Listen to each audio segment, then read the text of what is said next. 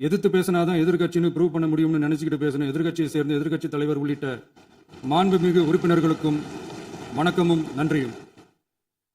பதிலுரை வழங்குற அதே நேரத்தில் நம்மளை சட்டமன்ற உறுப்பினராக தேர்ந்தெடுத்த பெரம்பூர் தொகுதி மக்களுக்கு நம்மளோட நெஞ்சார்ந்த நன்றிகள். அதே மாதிரி ராஜினாமா பண்ணிட்டாலும் நம்மளை தேர்ந்தெடுத்த திருச்சி கிழக்கு மக்களுக்கும் இந்த மன்றத்தில் நம்மளோட நன்றியை பதிவு செய்கிறோம். அப்புறம் நம்மளோட அரசியல் பயணத்தை பற்றியும் கொஞ்சம் பதிவு செய்ய விரும்புகிறோம். நாம் ஏதோ ஷூட்டிங்லேருந்து நேராக வந்து சிஎம் ஆன மாதிரியே சில பேர் ஒரு இமேஜ் கிரியேட் பண்ணுறாங்க. அவங்களுக்கு அவங்க ஆசைப்படுற லாங்குவேஜ்லேயே சொல்கிறோம், அது வெறும் ரீல் தான், ரியல் கிடையாது. ஒரு சாதாரண நடிகனாக நம்ம கெரியர் தொடங்குச்சு. அப்புறம் அப்படியே சின்சியராக உழைச்சி மேலே வந்தோம்.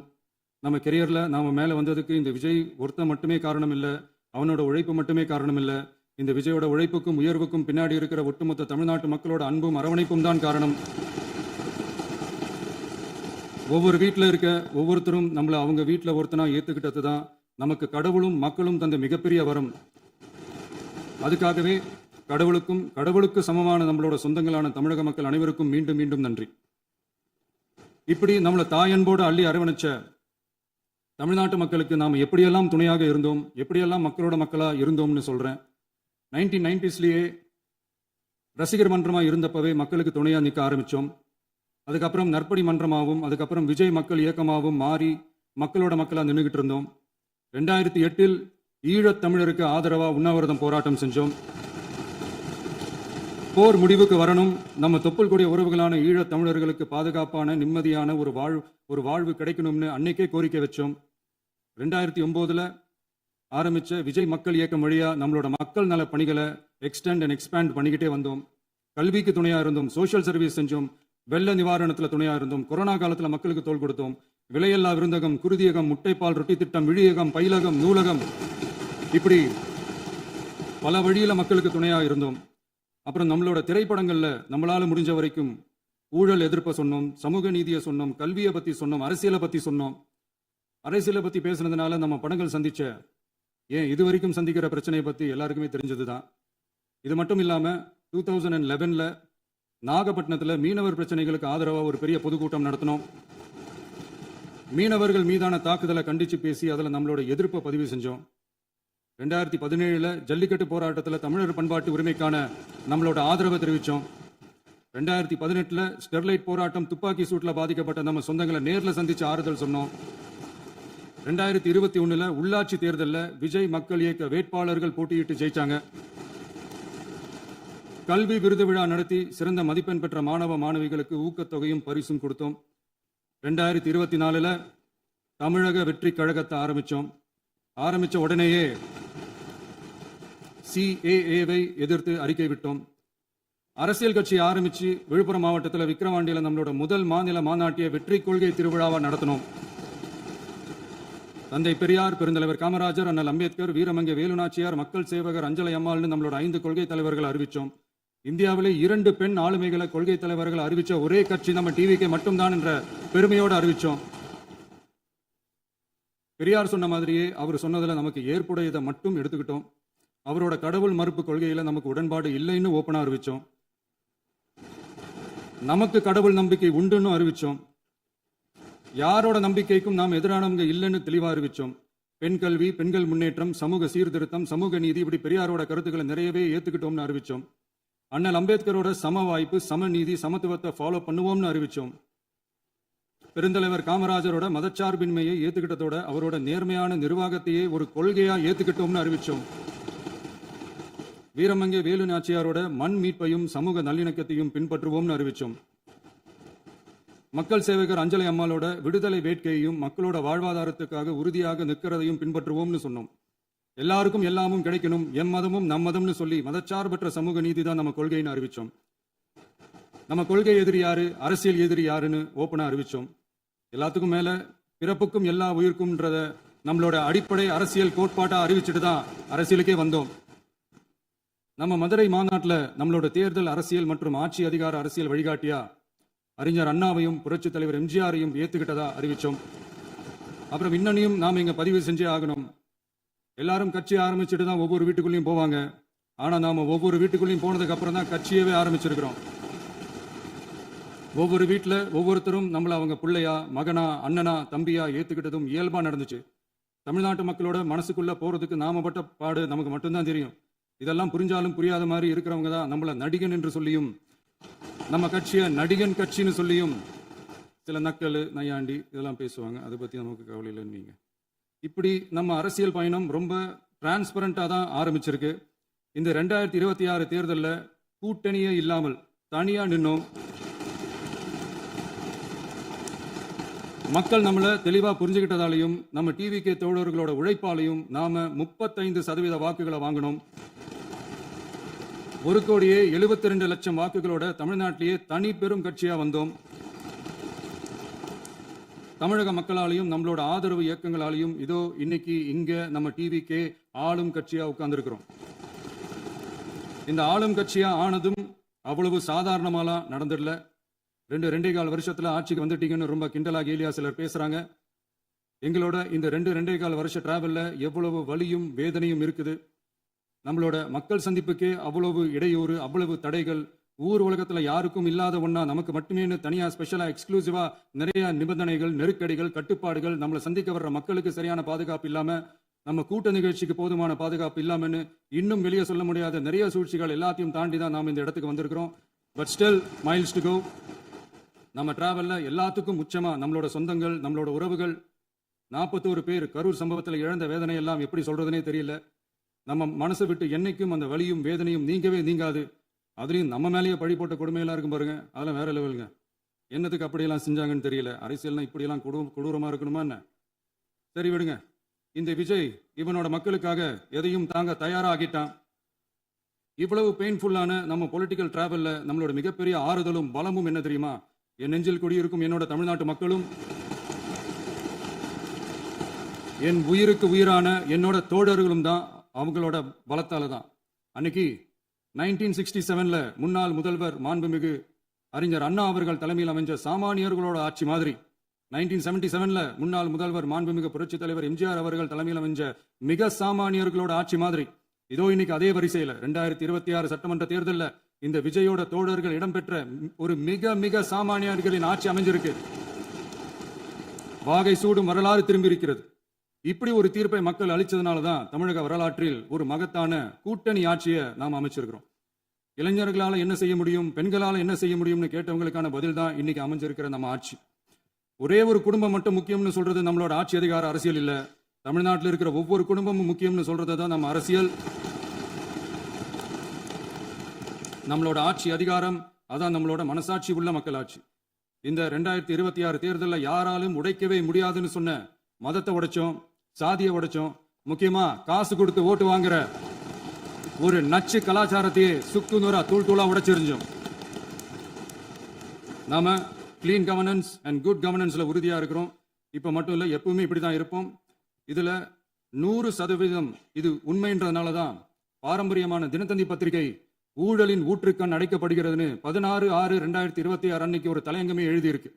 ஒரு தவறு செய்தால், அது தெரிந்து செய்தால் அவன் தேவன் என்றாலும் விடமாட்டேன் என்று எம்ஜிஆர் அன்று பாடினார். அதை இன்று விஜய் செயலில் காட்டுகிறார்னு அந்த எடிட்டோரியல்ல எழுதியிருக்கு. இந்த நேரத்தில் தினத்தந்திக்கு நம்மளோட நன்றியை தெரிவிச்சுக்கிறோம். அரசியலுக்கு வந்து 2 வருஷம் தான் ஆகுது. உங்களுக்கு என்ன தெரியும், உங்களால என்ன முடியும்னு கேலியா கேட்டவங்களுக்கு தினத்தந்தியோட பதிலை இப்போதைக்கு போதும்னு நினைக்கிறேன்.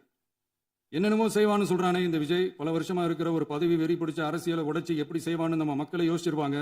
இதோ இப்போ நம்ம மக்களுக்கு புரிஞ்சிருக்கும். இப்பவும் சொல்றோம், இது வெறும் ஆரம்பம் தாங்க. இந்த மாபெரும் சபையிலிருந்து கேட்கிற மக்களே, நமக்கு கொஞ்சம் அவகாசம் கொடுங்க.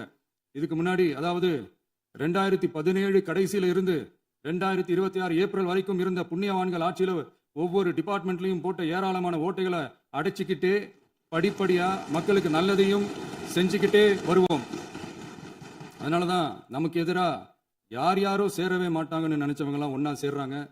நம்ம ஆட்சிக்கு டேட்டு குறிக்கிறாங்க. சரி, அவங்கள நம்ம மக்களே பார்த்துப்பாங்க, அது விடுங்க. நாம ஆட்சிக்கு வந்து சரியா 40 நாள் ஆகுது. அதுக்குள்ள என்ன செஞ்சீங்கன்னு கேட்கறாங்க. ஒரு லிஸ்ட் ஒன்று சொல்றேன் கேளுங்க.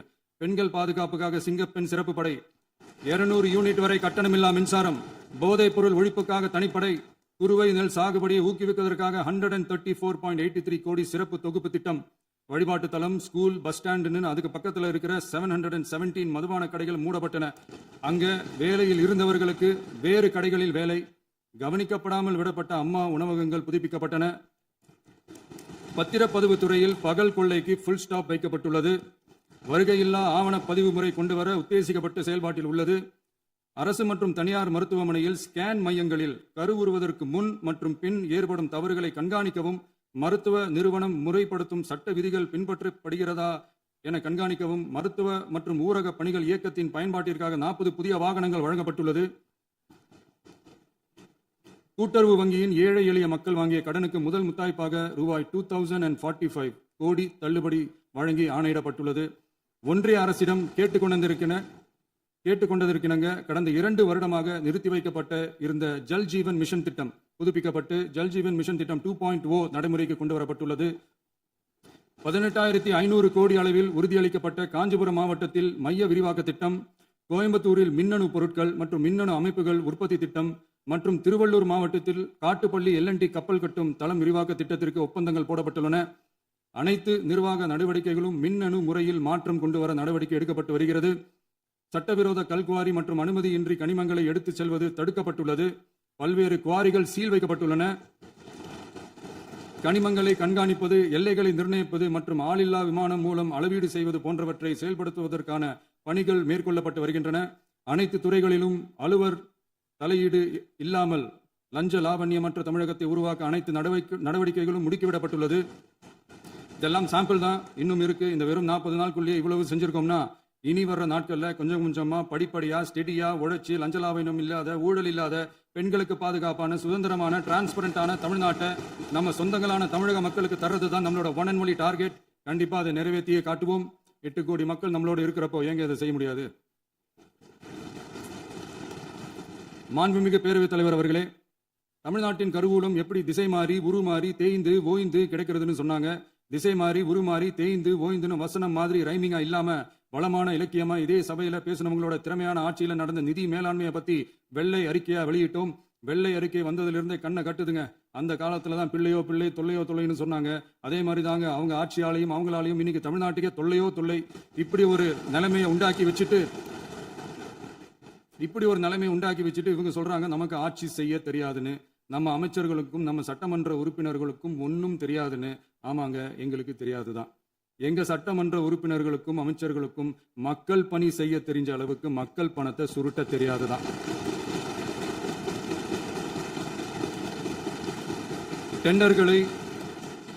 டெண்டர்களை முறைப்படுத்த தெரிஞ்ச அளவுக்கு அதோட ரேட்டை உயர்த்தி ஊழல் செய்ய தெரியாதுதான்.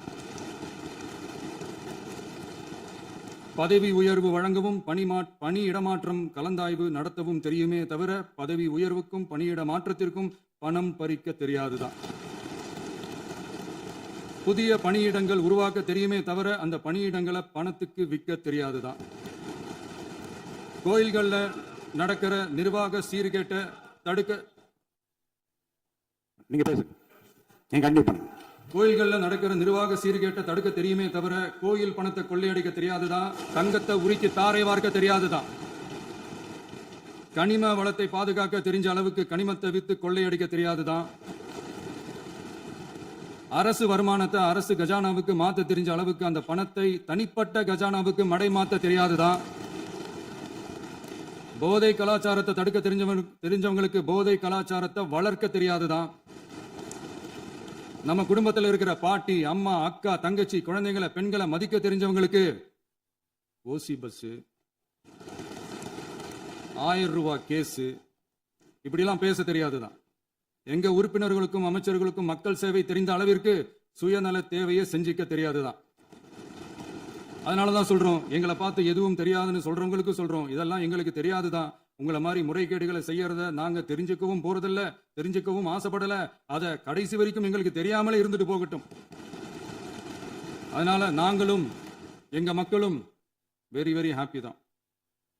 மாண்புமிகு பேரவைத் தலைவர் அவர்களே, எதிர்ப்பவர்கள் எதிர்க்கட்சி என்பதற்காக எங்கள் ஆட்சி மீது 1000 பழி போடலாம். ஆனாலும் தமிழக மக்களுக்கு உண்மையை உணர்த்த வேண்டியது நம்மளோட கடமை. மின்வெட்டை பொறுத்தவரை தமிழ்நாடு மின்மிகை மாநிலமாக இருந்தாலும் கடந்த காலங்களில் ஏற்பட்ட நிர்வாக குளறுபடிகளும் மின்சார சாதனங்கள் மற்றும் மின் மாற்றிகளில் ஏற்படும் பழுதாலும் வேண்டுமென்றே சிலரின் நடவடிக்கைகளாலும் இந்த மின்வெட்டிற்கு காரணமாக உள்ளது.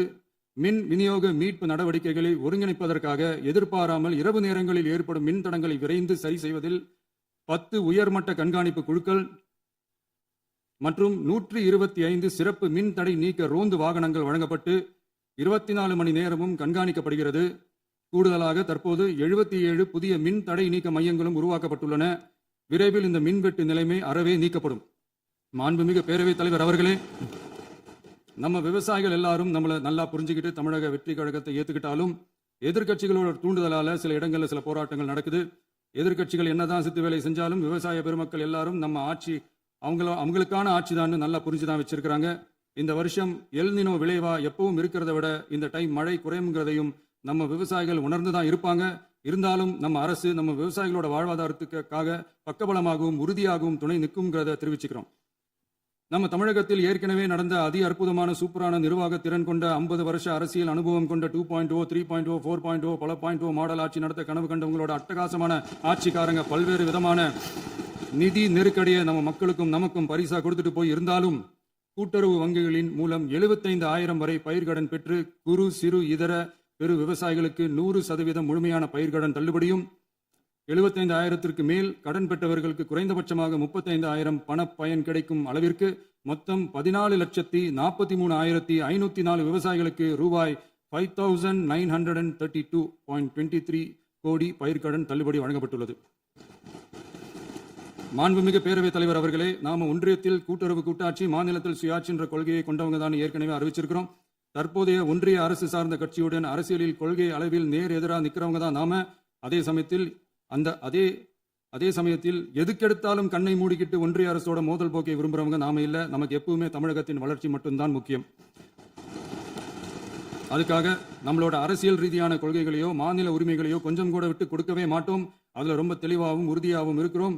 இனியும் இப்படித்தான் இருப்போம். அதுல ஒருபோதும் மாற்றமே இருக்காது. அதனால இதுல யாரு திசை திருப்ப வேலையில் ஈடுபட்டாலும் அவங்க எல்லாரும் மக்கள் மத்தியில் தோற்பது உறுதி. எனவே நம்ம மக்களுக்கோ சிறுபான்மை சகோதரர்களுக்கோ நம்ம ஆதரவு இயக்கங்களுக்கோ எந்தவித சந்தேகமும் வேண்டாம். நாம் யாரோட டீமும் இல்ல. நாம எப்பவுமே பியூரான பீப்புள்ஸ் டீம். இன்னும் சொல்ல போனா நாம secular team, social justice team. மாண்புமிகு பேரவைத் தலைவர் அவர்களே, அரசு விழாக்கள், கல்வி நிறுவனங்கள் மற்றும் பல அதிகாரப்பூர்வ நிகழ்ச்சிகளோட தொடக்கத்துல நம்ம தமிழ்தாய் வாழ்த்த பாடுறது தான் வழக்கமா இருக்கு. தமிழ்தாய் வாழ்த்த பொறுத்த வரைக்கும் நம்ம அரசு இதுல நம்மளோட உறுதியான நிலைப்பாட்டை ஒன்றிய அரசுக்கு மிக தெளிவா தெரிவிச்சிருக்கு. அது இல்லாம இதில் மாநில அரசின் கொள்கைக்கு ஏற்ப ஒன்றிய அரசின் அறிவிக்கையில் திருத்தம் மேற்கொள்ள கோரிக்கையும் விடுக்கப்பட்டுள்ளது. நீட் தேர்வை பொறுத்தவரை கிராமப்புற மற்றும் பொருளாதார ரீதியாக பின்தங்கிய மாணவர்களுக்கு சமமான வாய்ப்பை வழங்குவதில்லை. மருத்துவ கல்வியில் சமூக நீதி மற்றும் சம வாய்ப்பை நீட் பாதிக்கிறது என்பதை உணர்கிறோம். எனவே மருத்துவ படிப்புகளுக்கான சேர்க்கையை 12ஆம் வகுப்பு மதிப்பெண்களின் அடிப்படையில் நடத்த வேண்டும் என்று நமது அரசு வலியுறுத்தி வருகிறது. மத்திய அரசிடம் நீட்டிலிருந்து தமிழ்நாட்டிற்கு விலக்கு வழங்க வேண்டும் என்று கோரிக்கை விடுத்துள்ளது. மாண்புமிகு பேரவைத் தலைவர் அவர்களே, பேரறிஞர் அண்ணா அவர்கள் தலைமையிலான அரசு 1968 இருமொழி கொள்கையை நடைமுறைப்படுத்தியது. தமிழ் ஆட்சி மொழி, தமிழ் மொழியை பாதுகாப்பது, மாணவர்களுக்கு ஆங்கிலத்தின் மூலம் உலக அளவிலான வாய்ப்புகளை வழங்குவது, எந்த ஒரு மொழியையும் கட்டாயமாக திணிப்பதை தவிர்ப்பது மற்றும் எதிர்ப்பது, நிலத்தின் மொழி மற்றும் பண்பாட்டு அடையாளத்தை பேணுவது என்பதை நம் தமிழக வெற்றிக் கழக ஆட்சி ஏற்றுக்கொண்டுள்ளது. எனவே தமிழ்நாட்டில் தமிழ் ஆட்சி மொழி மற்றும் இருமொழி கொள்கை என்பதில் நமக்கு மாற்று கருத்தே இல்லை. மாண்புமிகு பேரவைத் தலைவர் அவர்களே, கடந்த 11/6/2026 அன்று நடந்த நிதி ஆயோக் கூட்டத்தில் தமிழ்நாடு அரசின் சார்பாக கலந்து கொண்டு வறுமையற்ற தமிழ்நாடு இயக்கம் உருவாக்க தேவையான நிதியையும், தமிழ்நாட்டுக்கு 2 எய்ம்ஸ் மருத்துவமனைகளை தருமாறும், மருத்துவம் மற்றும் பல் மருத்துவ படிப்பிற்கு 12ஆம் வகுப்பு மதிப்பின் அடிப்படையில் இடங்களை நிரப்புதல் குறித்தும், செயற்கை நுண்ணறிவு தொடக்க நிறுவன வளர்ப்பு மையங்கள் தமிழ்நாட்டில் அமைக்கவும், இளைஞர் திறன் மற்றும் வேலைவாய்ப்பு இயக்கம் செயல்படுத்த வேண்டியும், பெண்கள் தலைமையிலான வளர்ச்சி குறித்தும், மீனவ சமுதாயங்களின் வாழ்வாதாரம் மற்றும் மீன்பிடி படகுகள் மற்றும் மீனவர்களை விடுவித்தல் குறித்து நிரந்தர நடவடிக்கை எடுக்க வேண்டியும், காலநிலை தாங்கும் தன்மை பெருந்திட்டம் 2045 கீழ் விண்வெளி உற்பத்தி மையத்தை தேசிய விண்வெளி உற்பத்தி மையமாக அறிவிக்க கோரியும், தமிழ்நாட்டில் சாலை போக்குவரத்து, நெடுஞ்சாலை மற்றும் ரயில்வே அமைச்சகத்தின் மேம்பாட்டு குறித்தும், அனைத்து கிராமங்களையும் டிஜிட்டல் இணைப்பு வசதி ஏற்படுத்துதல் குறித்தும், கூட்டு குடிநீர் திட்டம் தொடரவும், அரசின் விழாக்களில் தமிழ்தாய் வாழ்த்துக்கான முதலிடத்திற்கான கோரிக்கையும், மேகதாது அணை கட்டுமான நிறுத்தத்தை உறுதிப்படுத்தவும், மாநிலத்தின் மீது மும்மொழி கொள்கையை வற்புறுத்தாமல் புதிய கல்விக் கொள்கையை திணிக்காமல் தமிழகத்திற்கான கல்வித் தொகை ரூபாய் 3,284 கோடியை விடுவிக்க கோரியும், ஆண்டுதோறும் 5 லட்சம் இளைஞர்களுக்கு உதவித் தொகையுடன் கூடிய பணியினை தொழில்நுட்ப பயிற்சி வழங்க ஒத்துழைப்பு வழங்குமாறும் ஒகேனக்கல் 3ஆம் கட்ட கூட்டு குடிநீர் திட்டத்திற்கான நிதி ரூபாய் 2283.40 விடுவிக்கவும், வேலை வாய்ப்பு மற்றும் வாழ்வாதாரத்துக்கான உத்தரவாத திட்டத்தின் கீழ் வேலை வாய்ப்புகளை உருவாக்க உடனடி நடவடிக்கை மேற்கொள்ள வேண்டியும் மற்றும் திருக்குறளை தேசிய இலக்கியமாக அறிவிக்குமாறும் தமிழ்நாடு சார்பில் பேசியுள்ளோம் என்பதை தெரிவித்துக் கொள்கிறோம். மாண்புமிகு பேரவைத் தலைவர் அவர்களே, அண்டை மாநிலங்களுடனான நட்புறவு ஒரு மாநிலத்தின் வளர்ச்சிக்கும் நாட்டின் ஒற்றுமைக்கும் மிகவும் அவசியமானது. தமிழ்நாடு தனது அண்டை மாநிலங்களுடன் நதி நீர் பங்கீடு, பொருளாதாரம், கல்வி, கலாச்சாரம் மற்றும் போக்குவரத்து துறைகளில் நல்லுறவை பேணி வருகிறது. பரஸ்பர மரியாதை, ஒத்துழைப்பு மற்றும் கூட்டாட்சி தத்துவத்தின் அடிப்படையில் அண்டை மாநிலங்களுடனான நட்புறவை வலுப்படுத்தவும் நமது ஆட்சியில் காக்கப்படுகிறது. மாண்புமிகு பேரவைத் தலைவர் அவர்களே, சட்டம் ஒழுங்கை பற்றி பேச்சு வந்தது. சட்டம் ஒழுங்கு சரியா இருக்கணும் அப்படின்றதுல எங்களுக்கு மாற்று கருத்தே கிடையாது. கண்டிப்பா லா அண்ட் ஆர்டர் கரெக்டா இருக்கணும், கரெக்டா இருக்கும், இருக்க வைப்போம். அதே மாதிரி பெண்கள் பாதிக்கப்படுறதையும் இங்க யாராலையும் சகிச்சிக்கவே முடியாது. அதுக்கான கடுமையான நடவடிக்கைகள் நம்ம அரசு எடுத்துக்கிட்டு இருக்கிறோம். இந்த சிங்கப்பெண் சிறப்பு அதிரடிப்படை கூட அதுக்கான ஒரு ஃபர்ஸ்ட் ஸ்டெப் தான். அதே மாதிரி இந்த போதைப் பொருள் நடமாட்டம் அதை கண்ட்ரோல் பண்றதுக்கும் நம்ம அரசு கடுமையான நடவடிக்கைகள் எடுத்துக்கிட்டு இருக்கிறோம். அதையும் கண்டினியூ பண்ணி எடுப்போம். மாண்புமிகு பேரவைத் தலைவர் அவர்களே, இப்போ நான் சொன்ன இந்த பிரச்சனைகள்லாம் 2026 போன மாதம் மே மாதம் 10ஆம் தேதி புதுசாக வந்துடல. இதெல்லாம் பல வருஷமா இருக்கிற பிரச்சனைகள் தான், பல வருஷமா கண்டுக்காம விட்ட பிரச்சனைகள் தான். இன்னைக்கு வந்து எதிர்கட்சிக்காரங்க அதை பற்றி கேட்கும் போது எனக்கு வந்து அது அக்கறையா தெரியல, அவதூறு அரசியலாக தான் தெரியுது, பழி போடுற அரசியலாக தான் தெரியுது. இப்படி அவதூறு பழி போடுறவங்கள பார்த்து ஒன்று தான் கேட்கணும்னு தோணுது. கடந்த 9-10 மாசமா நம்ம ஸ்டேட்ல சட்டம் ஒழுங்கு டிஜிபியே இல்லை. சட்டம் ஒழுங்கு டிஜிபியை போடுங்கன்னு சொல்லி எல்லாம் ஓஞ்சி போயிட்டோம். போன ஆட்சியில் நடந்ததுக்கெல்லாம் இப்பதான் விடையை கண்டுபிடிக்கிறோம் நம்ம ஆட்சியில்.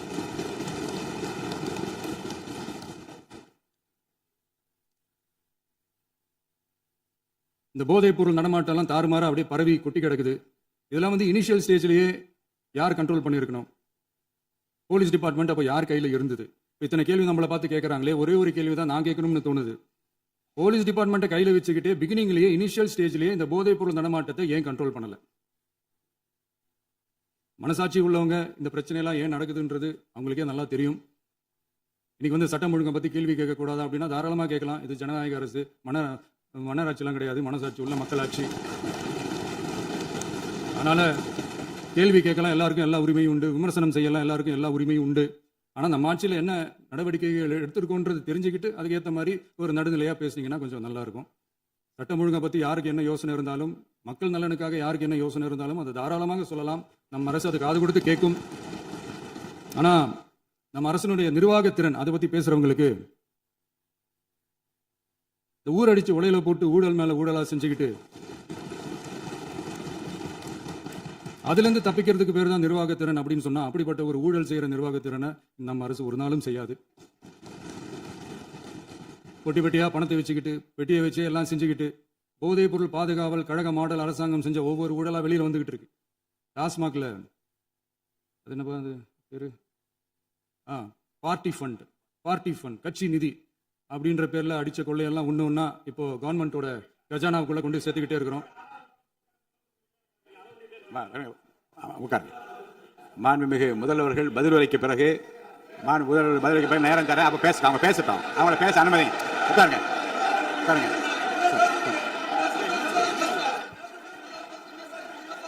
மாண்புமிகு அலோ பண்றேன் உட்காருங்க. மாண்பு உறுப்பினர்கள் நீங்க உட்காருங்க, அமைதியா நீங்க எல்லாம் உட்காருங்க. உட்காருங்க.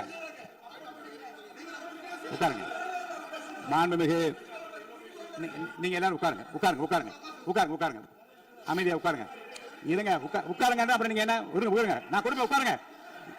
நான் பாயிண்டா வர கொடுங்க, நான் கொடுக்குறேன்.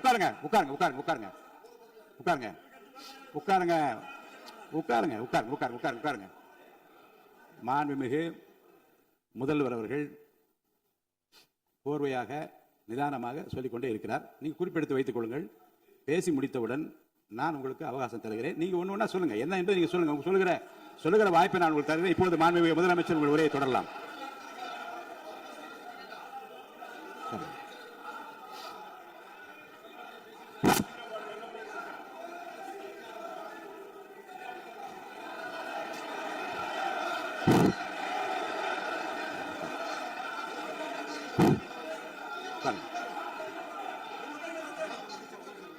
நான் எழுந்த பிறகு உட்காருங்க உட்காருங்க எல்லாரும் உட்காருங்க தேசிய உட்கார் நான் அலோவ் பண்றேன் உட்காருங்க அமைதியா உட்காருங்க நான் அலோவ் பண்றேன் அமைதியா உட்காருங்க அங்க இருந்து குரல் கொடுக்காதீங்க உட்காருங்க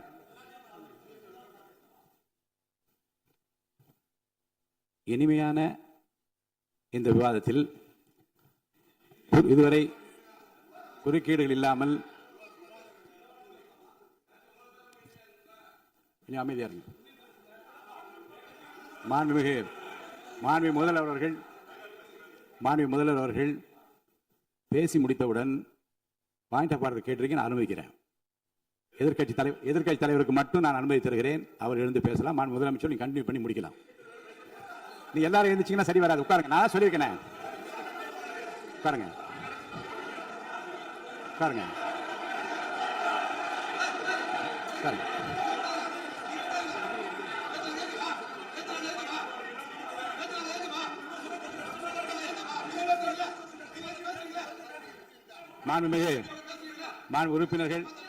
உறுப்பினர் அமைதி காக்க வேண்டும். நேற்று எதிர்க்கட்சி தலைவர் பேசுகிற போதும் அவர் பேசுகிற எல்லாவற்றுக்கும் நான் அனுமதி அளித்தேன். அதில் பாயிண்ட் ஆஃப் கேளுங்க. அந்த விவாதத்தில் கேளுங்க. இப்போதும் மாண்புமிகு முதலமைச்சர் அவர் பேசி முடித்த பிறகு நான் உங்களுக்கு அதுக்குரிய அவகாசம் தருகிறேன். நீங்க கேளுங்க. கேட்கிற உரிமையும் விளக்கத்தை பெற்றுக்கொள்ள உரிமை உங்களுக்கு இருக்கிறது. அதற்கு அவகாசம் நான் தருகிறேன். மாண்புமிகு உறுப்பினர் அமருங்க. நான் என் தீர்ப்பை சொல்கிறேன். மாண்புமிகு முதலமைச்சர் அவர்கள் பேசி முடித்தவுடன் எதிர்க்கட்சி தலைவருக்கு அந்த வாய்ப்பை நான் தருகிறேன். நிச்சயமா அந்த கேள்வி கேட்கலாம். உட்காருங்க எல்லாரும். முன்னவர் பேசுங்க. மாண்பு பேரவைத் தலைவர் அவர்களே, இன்று இவர்கள் முயற்சி செய்வது அவர் ஆளுங்கட்சியாக இருக்கின்ற போது நான் சொல்லிடுறேன் ப்ளீஸ். ஒரே நிமிஷம் நான் சொல்லிடுறேன் ப்ளீஸ். ஆளும் கட்சியாக இருக்கின்ற போது நீங்கள் சொன்ன ஒரே வார்த்தை, நாங்கள் பேசி முடித்ததற்கு பிறகு குறிப்பிடுத்துவிட்டு நீங்கள் எந்த கேள்வி வேண்டுமானாலும் கேட்கலாம் என்று ஒரு முறையை நீங்கள் பின்பற்றினீர்கள். அதே முறையை இப்போது பின்பற்ற வேண்டும் என்று கேட்டுக்கொள்கிறேன். பள்ளிக்கல்வித்துறை அமைச்சர். மாண்புமிகு பேரவைத் தலைவர் அவர்களே, நேற்றைய தினம் கூட எதிர்க்கட்சி தலைவர் சொன்னதை முழுமையாக கேட்டு இறுதியில் ஒரு வாய்ப்பு தந்தீங்க. அதுவும் இல்லாம இந்த நேரத்தில் நேரலையில் நீங்களும் பாக்குறீங்க. அங்கிருந்து ஒருமையில் விழித்து இந்த பக்கம் இருக்கிற உறுப்பினர்களை பார்த்து அப்படின்னு ஒருமையில் விழிப்பதை உங்கள் மூலமாக கண்டிக்கிறேன். அந்த வார்த்தையை அவை குறிப்பில் இருந்து நீக்கணும். கண்ணியம் காத்து முதல்வர் முழுமையாக பேசுவதை காத்து கண்ணியம் காத்து இந்த சபைக்கு ஒரு மரபு இருக்கிறது. அதை மூத்த உறுப்பினர்கள் பின்பற்றபடி உங்கள் மூலமாக கேட்டுக்கொள்கிறேன். மாண்புமிகு முதலமைச்சர் அவர்கள் உரையை தொடரலாம். நான் தரேன். நான் உறுதியாக மாண்புமிகு முதலமைச்சர் அவர்கள் பேசி முடித்தவுடன் எதிர்க்கட்சி தலைவருக்கு அந்த வாய்ப்பு தரப்படும் என்பதை உறுதியாக சொல்லிவிட்டேன். இடையில குறுக்கீடு செய்யாமல் அந்த பேச்சு முழுமையாக பேசி முடிக்க நீங்கள் அனுமதி வழங்க வேண்டும் என்று கேட்டுக்கொள்கிறேன். அமைதியா உட்காருங்க. அவங்க பேசி முடிக்கட்டும். நீங்க கேளுங்க. நான் என்ன சொல்றேன், கேட்கிற உரிமையும் விளக்கத்தை கேட்டு பெற உரிமை உங்களுக்கு இருக்கிறது. ஆனா இடையில குறுக்கீடு செய்யாமல் அதை முடிக்கும்படி நான் கேட்டுக்கொள்கிறேன். மாண்புமிகு முதலமைச்சர் அவர்கள் தொடர்ந்து நீங்க பேசலாம். எதிர்க்கட்சி தலைவர் அவர்கள் உங்கள் கட்சியினுடைய உறுப்பினரை அமைதிப்படுத்த வேண்டும் என்று நான் கேட்டுக்கொள்கிறேன். உங்களுக்கு வாய்ப்பு தரவில்லை என்றால் அவர் எழுந்து நிற்பதில் நியாயம் இருக்கிறது. வாய்ப்பு தரப்போகிறேன். மாண்புமிகு முதலமைச்சர் அவர்கள் பேசி முடித்தவுடன் உங்களுக்கு வாய்ப்பு தரப்படும். அது வரைக்கும் உங்களுடைய உறுப்பினரை அமைதி காக்க நீங்கள் தான் பார்த்துக் கொள்ள வேண்டும். மாண்புமிகு அவை முன்னவர். மாண்புமிகு பேரவைத் தலைவர் அவர்களே, அவர் அப்போது சொன்னது வேறு, இப்போது நடந்து கொள்கிற முறைகள் வேறாக இருக்கிறது. அன்றைக்கு அவர் சொல்லுகிற போது அமைச்சர் அத்தனை பேரும் பேசி முடித்ததற்கு பிறகு உங்களுடைய கருத்துக்கள் ஏதாவது மறுபடியும் தெரிவிக்கலாம். இப்போது பின்பற்றினால் நன்றாக இருக்கும். நீங்கள் அதற்காகத்தான் சொன்னீர்கள். முதலமைச்சர் பேசியதற்கு பிறகு எதிர்க்கட்சி தலைவர் அவர்கள் பேசுவதற்கு வாய்ப்பளிக்கிறோம் என்று சொல்லியிருக்கிறார்கள். ஆகவே நான் அந்த வாய்ப்பை நீங்கள் இல்ல அது பதில் சொல்லணும்னு கேட்டிருக்காங்க. பதில் சொல்லணும் சொல்லியிருக்காங்க. பதில் சொல்லினா தான் பிரச்சனை. இல்ல அப்படி இல்ல. ஆகவே இல்ல நேற்றைய தினம் நீங்கள் அப்படி பேசிக்கொண்டது ஆறாவது இல்ல. நேற்றைய தினம் நீங்கள் பேசுகிற போது ஆறாவது குறுக்கிட்டார்களா? நீங்கள் பேசுகிற போது யாருமே குறிக்கிடவில்லை. நீங்க எவ்வளவு பேசினீர்கள், எவ்வளவு வார்த்தைகள் பேசினீர்கள் என்பதெல்லாம் எங்களுக்கு தெரியும். யாருமே அதில் குறிக்கிடவில்லை. இது முதலமைச்சர், எங்கள் முதலமைச்சர் எதிர்க்கட்சி தலைவர் பேசுகிறவர் யாரும் குறிக்கிட வேண்டாம் என்று சொன்னார்கள். அதை நாங்கள் பின்பற்றினோம். ஆனால் இன்றைக்கு நீங்கள் பின்பற்றவில்லை என்றால் வேதனையாக இருக்கிறார். நேற்று எதிர்க்கட்சி தலைவர் பேசுகிற போது அடுக்கடுக்காக குற்றச்சாட்டுல வைத்தார். இப்போ அதற்குரிய மாண்புமிகு பொதுப்பணித்துறை அமைச்சர் கூட காலையில் அலுவலகத்தை சந்தித்து அவர்கள் சாட்டிய குற்றச்சாட்டுகளுக்கெல்லாம் ஆதாரங்களை எல்லாம் நான் கொண்டு வந்திருக்கிறேன் என்று சொன்னேன். நான் நேற்று அந்த விஷயம் நேற்றோடு முடிந்து விட்டது. ஆதாரங்களை கொடுங்கள். தக்க நேரத்தில் இதை பற்றி சொல்ல வேண்டிய நேர்ந்தால் நான் இதெல்லாம் ஆய்வு செய்து உரிய நேரத்தில் அவை குறிப்பிட்டு ஏற்றுவதற்கு முன்பாக அவரிடம் காட்டி அதற்கு பிறகு அதை பற்றி முடிவெடுக்கும் என்று நான் சொன்னேன். இப்போதும் சொல்கிறேன், முதலமைச்சர் அவர்கள் பேசிக் கொண்டிருக்கிறார், பேசி முடிக்கட்டும். எதிர்க்கட்சி தலைவருக்கு உறுதியாக நான் வாய்ப்பு தருவேன். அவர் கேள்விகளை முன்வைக்கலாம், விளக்கங்களை பெறலாம். இப்போதைக்கு பேரவைத் தலைவர் என்ற முறையில் என்னுடைய முடிவு இதுதான். அவையில் இருக்கக்கூடிய உறுப்பினர்கள் அமரும்படி நான் கேட்டுக்கொள்கிறேன். நான் முதலமைச்சர் அவர்கள் பேச வேண்டிய போ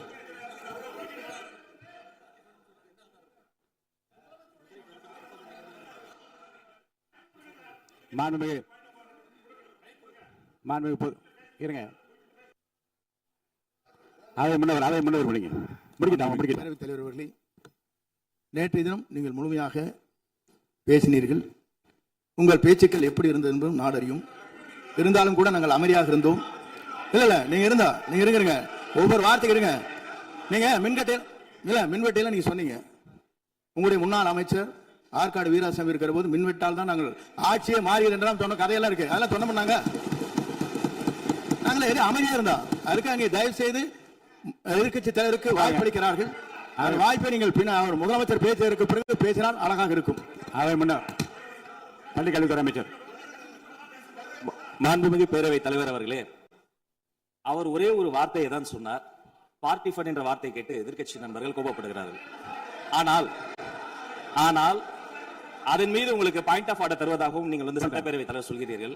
நேற்றைய தினம் இதே போல வெற்றி தலைவர் அவர்களினுடைய வழிகாட்டில் வளர்ந்த நாங்கள் சகிப்புத்தன்மையோடு அவர்கள் பல வார்த்தைகள் சொன்னார்கள். புதிதாக சோஃபா மாடல் என்றார்கள், குதிரை பேரம் என்றார்கள், எத்தனையோ வார்த்தைகள் சொன்ன போது சகிப்புத்தன்மையோடு அதை கேட்டு பொறுமையாக இருந்தோம். இவர்கள் குதிரை பேரம் எல்லாம் அவைக்குள் நீக்கப்பட்டு விட்டது. சரி, சோஃபா மாடல் என்று சொன்னார்கள்.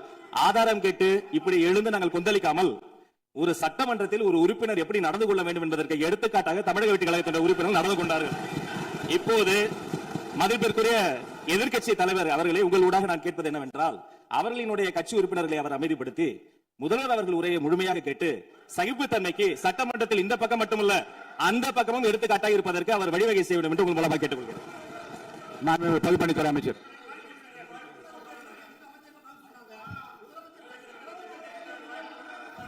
மாண்புமிகு பேரவைத் தலைவர் அவர்களே, திராவிட முன்னேற்ற கழகம் முதல் நாளில் இந்த சபையுடைய மரபையும் பாரம்பரியத்தை பற்றியும் நமக்கு வகுப்பெடுத்தார்கள்.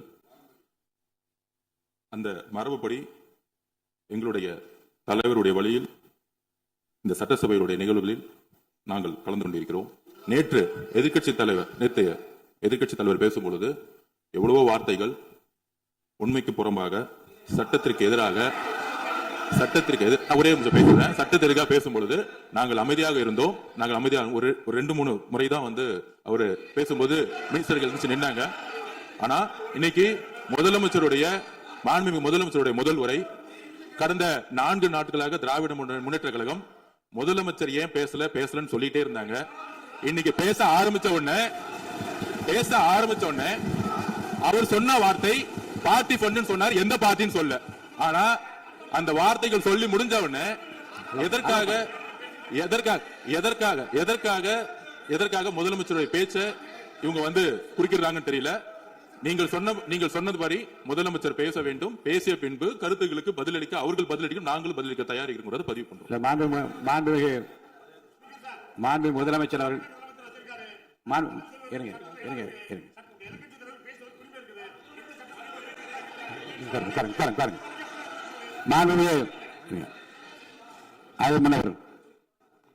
மரபு இருக்கிறது, எப்போது வேணா பாயிண்ட் ஆஃப் ஆர்டர். இருந்தாலும் கூட நீங்க இந்த மரபை நீங்க கடைபிடித்தீங்களா உங்க ஆட்சியில?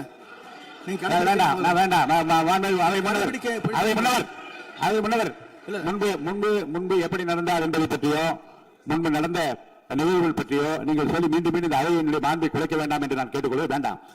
இப்போது உள்ள பிரச்சனை, மாண்பு முதலமைச்சர் அவர்கள் தன்னுடைய பேச்சை உறுதி செய்து முடிக்க வேண்டும். அவர் முடித்த பிறகு எதிர்க்கட்சி தலைவருக்கு நான் நிச்சயமாக வாய்ப்பு தருவேன். அவர் கேள்வி கணக்குகளை தொடுக்கலாம், சந்தேகங்களை கேட்கலாம், விளக்கம் தருவதற்கு முதலமைச்சர் அவர்கள் தயாராக இருக்கின்ற அமைதியாக அமரும்படி நான் கேட்டுக்கொள்கிறேன். இப்ப நான் அனுமதிக்க முடியாது. மாண்பு முதலமைச்சர் உரையை தொடரலாம்.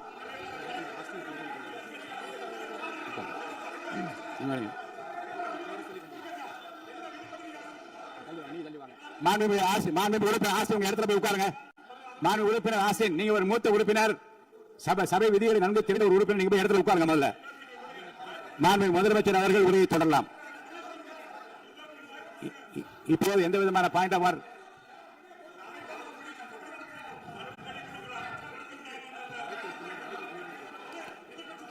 நான் வாய்ப்பு இல்லை என்று சொன்னால் நீ எழுந்து நிற்பதில் நியாயம் இருக்கிறது. உட்காருங்க. வாய்ப்பு உறுதியாக எதிர்க்கட்சி தலைவருக்கு பாயிண்ட் ஆஃப் ஆர்டர் மட்டுமல்ல, உட்கார்ந்து அவர் பேசிய பேச்சுக்கள் என்னென்ன இருங்க, என்ன என்ன என்ன என்ன என்ன உங்களுக்கு சந்தேகம் இருக்கிறதோ, வினாக்கள் இருக்கிறதோ அதை நீங்க கேட்கலாம். அவர் பதில் சொல்வதற்கு தயாராக இருக்கிறார். பேசி முடிக்கின்ற வரை அமைதி காக்கும்படி உங்களை நான் கேட்டுக்கொள்கிறேன். மாண்புமிகு எதிர்க்கட்சி தலைவர் முழு ஒத்துழைப்பை நீங்கள் தர வேண்டும் என்று நான் எதிர்பார்க்கிறேன்.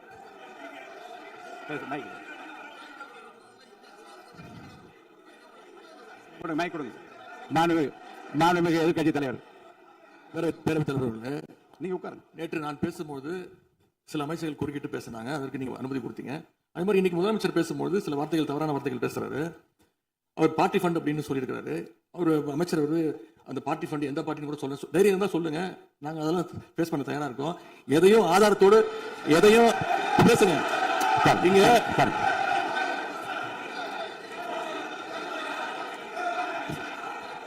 அது மாதிரி பேரவைத் தலைவர் அவர்களே, நேற்று நான் பேசி முடிஞ்சோடனே நீங்க அவை முடிஞ்சிருச்சுன்னு சொல்லிட்டீங்க. நாங்களாம் வீட்டுக்கு போயிட்டோம். வீட்டுக்கு போய் டிவி போட்டு பார்த்தா அங்க இன்னொரு அமைச்சர் இன்னும் பதில் சொல்லிட்டே இருந்திருக்கிறாரு. அதுக்கெல்லாம் நாங்க இப்ப என்ன பதில் இது, என்ன மரபு இது? நீங்க இப்ப பேசிக்கிட்டே இருப்பீங்களா? நாங்க பார்த்துக்கிட்டே இருக்கணுமா? அதே மாதிரி இன்னைக்கு முதலமைச்சர் அவர்கள் பேசும்போது நாங்களும் அமைதியாக கேட்டுட்டு தான் இருந்தோம். ஆனா சில கருத்துக்கள் அவர் பேசும்போது அதை நாங்க அனுமதிக்க முடியாது. ஆதாரத்தோடு ஏதாவது பேசணும்னா, குற்றச்சாட்டுகள் சொல்லும் போது ஆதாரத்தோடு சொன்னீங்கன்னா அதை நாங்க ப்ரூவ் பண்றதுக்கு தயாராக இருக்கணும். மாண்புமிகு உறுப்பினர் அவர்கள் இருங்க. நேற்று மாண்புமிகு எதிர்க்கட்சி தலைவர்கள் பேசியதும், மாண்புமிகு பொதுப்பணித் தலைவர்கள் பேசியதும் ஆதாரம் இல்லாமல் பேசக்கூடாது என்று நான் சொன்னேன். ஆய்வு செய்து நீக்கப்பட வேண்டியது நீக்கும் என்று சொன்னேன். இப்போது மாண்புமிகு முதல்வர் அவர்கள் பேசி முடிக்கட்டும். நீங்கள் கூறிய கருத்துப்படி அதில் ஆதாரங்கள் இல்லாத குறிப்பாக இருந்தால் அதை நீக்குவதற்குரிய உரிமை எனக்கு இருக்கிறது. ஆய்வு செய்து நான் நடவடிக்கை எடுப்பேன். இப்போது மாண்புமிகு முதலமைச்சர் அவர்கள் பேசலாம். இந்த டாஸ்மாக் மாதிரியே பல டிபார்ட்மெண்ட்லையும் மறுபடியும் சொல்றேன், கட்சி நிதின்ற பேர்ல அடிச்ச கொள்ளைய ஒன்னா கவர்மெண்டோட கஜானாக்குள்ளேயே கொண்டு சேர்த்துக்கிட்டே இருக்கிறாங்க. இப்பவும் சொல்றேன், மக்கள் பணத்துல இருந்து ஒரு பைசா கூட தொடமாட்டோம், தொடவும் விடமாட்டோம், தொட்டா விடமாட்டோம். இதுக்கு முன்னாடி தொட்டவங்களையும் விடமாட்டோம். ஒவ்வொரு ஊழலா வெளியில வரும் போலயே, ஒவ்வொரு வேஷமா கலைஞ்சிரும் போலயே இங்க இருக்கிற நிறைய பேரு நடுங்கி போய் இதுல நம்ம மேல அவதூறு வேற. இப்ப புதுசா ஒரு வெப்பன் ஒண்ணு கொண்டு வந்திருக்காங்க. அது என்ன தெரியுமா? அவங்க தயவால தான் நம்ம ஆட்சி நடக்குதான். மக்கள் தயவால இந்த ஆட்சி நடந்துகிட்டு இருக்கு. மனசாட்சி உள்ள சக்திகளோட ஆதரவால இந்த ஆட்சி நடந்துகிட்டு இருக்கு. நாங்க தான் அனுப்பி வச்சோம் அப்படின்றாங்களே. அனுப்பி வச்சவங்களுக்கு மினிஸ்ட்ரியில இடம் கொடுத்தா ஏன் கதறீங்க? ஏன் இவ்வளவு கோபம்? ஏன் இவ்வளவு கதறல்? இதுல இன்னொரு முக்கியமான விஷயம், மார்க்சிஸ்ட் கம்யூனிஸ்ட் கட்சி நமக்கு ஆதரவு கொடுத்தது சுயேட்சையா எடுத்த முடிவுன்னு சொல்றாங்க. அதே மாதிரி இந்திய கம்யூனிஸ்ட் கட்சி நமக்கு ஆதரவு கொடுத்தது சுயேட்சையா எடுத்த முடிவுன்னு சொல்றாங்க. இதுல எங்க இருந்து நாங்க தான் அனுப்பி வச்சோம்னா புரியலையே. மக்களுக்கு நல்லா புரியும், எல்லாத்தையும் தெளிவா பார்த்துக்கிட்டு இருக்கிறாங்க.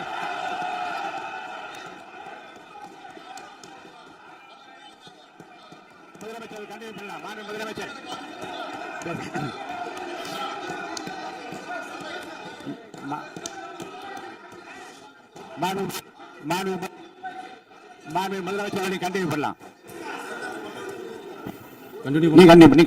நீங்க கண்டினியூ பண்ணலாம்.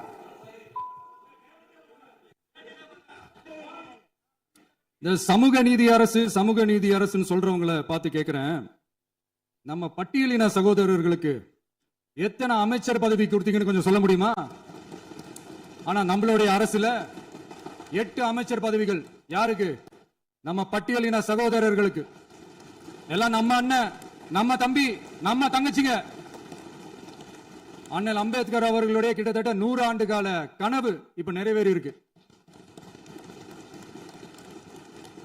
நான் ஏன் கொஞ்சம் சவுண்டா பேசுறேன் அப்படின்னா அவங்களுக்கு கேட்கணுன்றதுக்காக, தப்பா எடுத்துக்காது. அதே மாதிரி பெண்களோட பாதுகாவலர் நாங்க தான் அப்படின்னு சொல்லிக்கிறவங்கள கேட்கிறேன், எத்தனை பெண்களுக்கு அமைச்சர் பதவியில இடம் கொடுத்தீங்க கொஞ்சம் சொல்ல முடியுமா? எங்க அரசுல 4 சகோதரிகளுக்கு அமைச்சர் பதவி கொடுத்திருக்கிறோம்.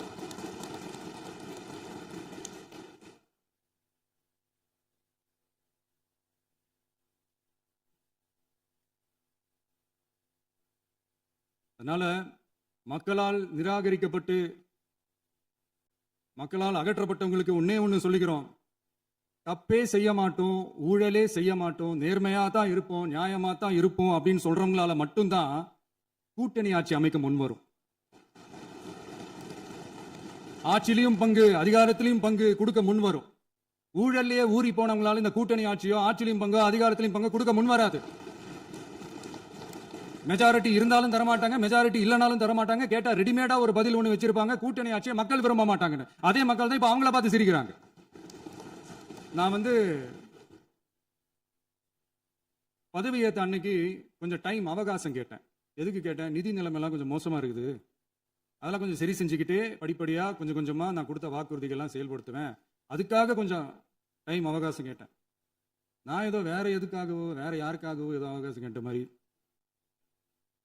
அடுத்து இங்க சபையில இல்லாதவங்களை பத்தி பேச வேண்டாம்னு நினைக்கிறேன். இங்க நம்மளை பத்தி அவதூறு பரப்புறதோட மட்டும் இல்லாம இப்ப நம்ம மக்கள் மேலேயும் அவதூறு பரப்ப ஆரம்பிச்சிட்டாங்க. மக்கள் நமக்கு ஓட்டு போட்டது தப்பான், குடும்பமா நமக்கு ஆதரிச்சது தப்பான். இது இப்ப இல்ல, நான் சொல்றது எம்ஜிஆர் அவர்கள் காலத்திலிருந்தே. அப்பவே அவர் ஜெயிச்சப்போ அதே மக்களை தப்பா பேசுறது. மக்கள் என்ன பண்ணிட்டாங்க, எம்ஜிஆர் என்ன பண்ணிட்டாரு, எம்ஜிஆர் என்ன இது பண்ணிட்டாரு. 50 வருஷமா ஒரே டெக்னிக்கா. டெக்னாலஜி எல்லாம் மாறி வேற எங்கேயோ போயிட்டு இருக்கு. பஸ் இதுல கொஞ்சம் டெக்னிக்காச்சும் கொஞ்சம் மாத்தினா கொஞ்சம் நல்லா இருக்கும். அதனால மக்களுக்கு யூஸ்ஃபுல்லா இருக்கிற மாதிரி இந்த ஆக்கப்பூர்வமான கருத்துக்களோ ஆக்கப்பூர்வமான யோசனைகளோ இருந்தா சொல்லுங்க, அதை நாங்க டெஃபரெண்டா எடுத்துக்கிறோம். ஆனா அதை விட்டுட்டு இந்த நக்கலு நையாண்டி சம்பந்தம் இல்லாத பேச்சு இதெல்லாம் பேசிட்டு அப்புறம் முதல்வர் பதில் சொல்லல, முதல்வருக்கு பதில் சொல்ல தெரியல அப்படின்னா அப்புறம் என்ன சோஃபா மாடல் ஆட்சியா? அது என்னன்னு புரியறதுக்கு எனக்கு ரொம்ப நாள் ஆச்சு. இந்த sofa set, table chair, teapoy, furniture பிசினஸ்லாம் வேற எங்கேயும் வெளியில போய் பண்ண சொல்லுங்க. அப்படி அந்த பிசினஸ் தான் பண்ணணும்னா நிறைய பிசினஸ் பண்ற மாதிரி வெளியில போய் பண்ண சொல்லுங்க, எங்க சட்டசபைக்குள்ள வேணாம். அதனால ஆக்கப்பூர்வமான கருத்துக்கள் இருந்தா சொல்லுங்க. டெஃபினட்டா அது சரியா இருந்தா நாங்க ஏத்துக்கிறோம். எனக்கு ஒரு குட்டி கதை ஒன்று ஞாபகம் வருது, சொல்லாமா? ஒரு ஊர்ல ஒரு பெரியவர் வெயில் ரொம்ப ஜாஸ்தியா இருக்குன்னு சொல்லிட்டு கண்ணுக்கு மேல கை வச்சுக்கிட்டு இப்படி சுத்தி முத்தி தேடிக்கிட்டு இருந்தாராம். அப்ப கூட இருந்த ஒரு சின்ன பையன் என்ன தேடுறீங்க அப்படின்னு கேட்டானா. அதுக்கு அந்த பெரியவர் சொன்னாரா, அது ஒண்ணு இல்ல தம்பி, உங்க அப்பா இங்கதான் இருப்பாருன்னு சொன்னாங்க, அதான் தேடிக்கிட்டு இருக்கேன். எங்க உங்க அப்பாவையா காணோம்? இல்ல அந்த எங்களுக்கும் நக்கலா நையாண்டியா சம்பந்தம் இல்லாத குட்டி கதை இதெல்லாம் எங்களுக்கும் பேச தெரியும். அந்த கதையில பெரியவர் அப்படி சொன்னாராம், தப்பா எடுத்துக்காதீங்க. அந்த கதையில பெரியவர் அப்படி கேட்டாராம். அதனால யாரும் இங்க டென்ஷன் ஆக வேணாம். அதனால இன்னொரு இந்த என்னுடைய உரையை முடிக்கிறதுக்கு முன்னாடி போயிட்டாங்க, பேசலாமா? உங்க கருத்துக்களை நீங்க முழுமையாக மன நிறைவோடு பேசலாம். டிவியில் சரி. அதான் 5 நிமிஷம் பேசுனதுக்கே கொலத்தூரி இந்த ஆட்டம் அடிச்சு பேசுனா அப்புறம் என்ன பண்றது?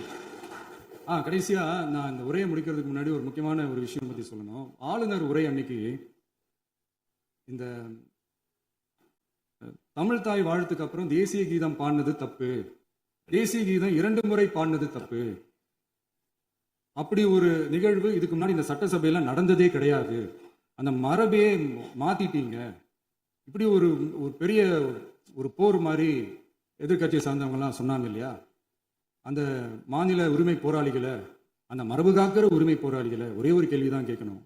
2021 ஆகஸ்ட் 2 ஞாபகம் இருக்கா? Centenary celebration of Tamil Nadu legislature. அந்த ஃபங்க்ஷன்ல நம்ம முன்னாள் முதலமைச்சர் கருணாநிதி அவர்களோட கலைஞர் அவர்களுடைய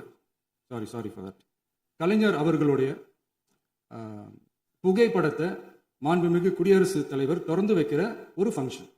அந்த ஃபங்க்ஷன்ல national anthem followed by Tamil Thai Vazhthu அப்படின்னு அறிவிச்சது ஞாபகம் இருக்கா? அதாவது தேசிய கீதத்துக்கு அப்புறமா இரண்டாவது முறையா, நோட் திஸ் பாயிண்ட் மாண்புமிகு பேரவைத் தலைவர் அவர்களே, ப்ளீஸ் நோட் திஸ் பாயிண்ட். தேசிய கீதத்துக்கு அப்புறம் இரண்டாவது முறையாக தமிழ் தாய் வாழ்த்து பாடப்படும் அப்படின்னு சொன்னது ஞாபகம் இருக்கா? அதுவும் முத்தமிழ் அறிஞர் அப்படின்னு சொல்ற நம்ம கலைஞர் அவர்களுடைய அந்த புகைப்படம் வெளியிட்டு விழாவில் அவர் இருந்த இதே சபையில தமிழை இரண்டாவது இடத்துக்கு தள்ளினது யாருன்னு ஞாபகம் இருக்கா? அது மட்டும் இல்ல, அந்த தேசிய கீதத்தை நாட்டுப்பண் நேஷனல் ஆந்தம்னு சொல்லி அதே ஃபங்க்ஷன்ல கடைசியா ஃபங்க்ஷன் முடியும் போது செகண்ட் டைம் தேசிய கீதம் பாடினதும் ஞாபகம் இருக்கா? இதே அவையில் தான், அது அவை குறிப்பிலும் இருக்கிறது, இதே அவையில் தான் நடைபெற்றது. இந்த தக்க நேரத்தில் இந்த ஆதாரங்களை அளித்த மாண்பு முதல்வர் அவர்களுக்கு நன்றியை தெரிவித்துக் கொள்கிறேன். ஏதாவது டவுட் இருந்தா இந்த புக்கை பார்த்து தெரிஞ்சுக்கலாம். அதனால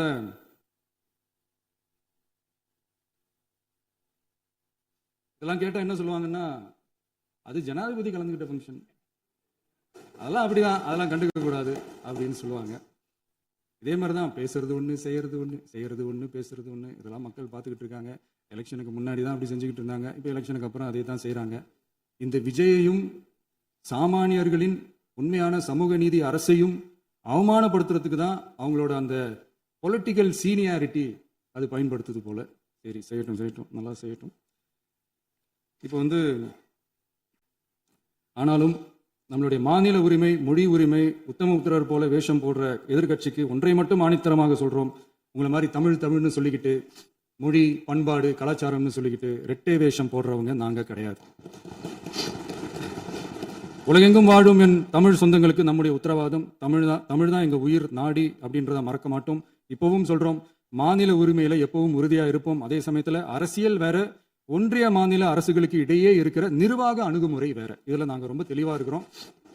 அதனால எங்களுக்கு பாடம் எடுக்கிறதா நினைச்சுக்கிட்டு உங்க வேஷத்தை நீங்களே கொஞ்சம் கொஞ்சமா கலைச்சிக்கிட்டே வரீங்க, மறந்துடாதீங்க. அப்புறம் நேத்து எதிர்கட்சி தலைவர், மாண்புமிகு எதிர்கட்சி தலைவர் பேசும்போது நிறைய பேசினாங்க. அதுல ஒண்ணு மட்டும் அரசு சொல்றதா நினைச்சுக்கிட்டு நம்மளை இன்டைரக்டா ஈவில் அப்படின்ற அந்த வார்த்தையை யூஸ் பண்ணாங்க. எனக்கு ஒன்னே ஒண்ணுதான் சொல்லணும்னு தோணுது, ஈவில்ஸ்னு டெவில்ஸ் பேசக்கூடாது. அவங்க இருந்திருந்தா ஒரு ஆக்ஷன் பண்ணணும்னு எனக்கு தோணுச்சு. எல்லாரும் போயிட்டாங்க. பர்மிஷன் பண்ணலாமா? இப்பவும் பண்ணலாம், ஒன்றும் தப்பு இல்லை.